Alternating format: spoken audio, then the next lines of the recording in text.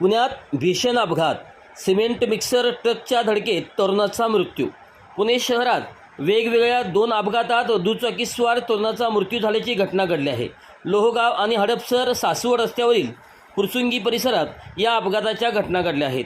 लोहगाव येथील डी.वाय. पाटील महाविद्यालय रस्त्यावर सिमेंट मिक्सरच्या धडकेत दुचाकीस्वार तरुण स्वप्नील प्रकाश साळवे वय वर्ष 22 राहणार भालकोंड जिल्हा परभणी याचा मृत्यू झाला आहे। या प्रकरणी सिमेंट मिक्सर चालक व्यंकट गुरुप्पा पवार वय 45 राहणार खांदवे निवास निरगुडी रस्ता लोहगाव यांच्यावर विमानतळ पोलिसात गुन्हा दाखल करण्यात आला आहे। याबाबत माधव धोंडीबास साळवे वय वर्ष 53 राहणार डोंगई वस्ती निगोज चाकण यांनी तक्रार दिली आहे। पोलिसांच्या माहितीनुसार दुचाकीस्वार स्वप्नील सोमवारी सकाळी 11च्या सुमारास लोहगाव येथील डी.वाय. पाटील महाविद्यालय रस्त्याने जात होता। त्यावेळी भरधाव सिमेंट मिक्सरने दुचाकीला पाठीमागून धडक दिली। यात गंभीर जखमी झाल्याने स्वप्नीलला रुग्णालयात दाखल केले, पण त्यापूर्वी त्याचा मृत्यू झाला होता। दरम्यान अपघातानंतर घटनास्थळी न थांबता चालक पसार झाला।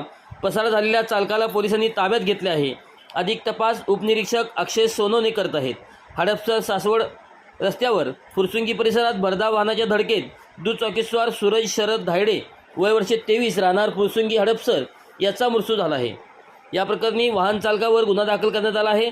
याबाबत आकाश शरद धायडे वय वर्ष 19 याने फुरसुंगी पोलीस ठाण्यात तक्रार दिली आहे। पोलिसांच्या माहितीनुसार दुचाकीस्वार सूरज रविवारी रात्री 11:30च्या सुमारास हडपसर सासवड रस्त्याने जात होता, तेव्हा पॉवर हाऊससमोर भरधाव वाहनाने त्याच्या दुचाकीला धडक दिली। यात गंभीर जखमी झालेल्या सूरजचा मृत्यू झाला।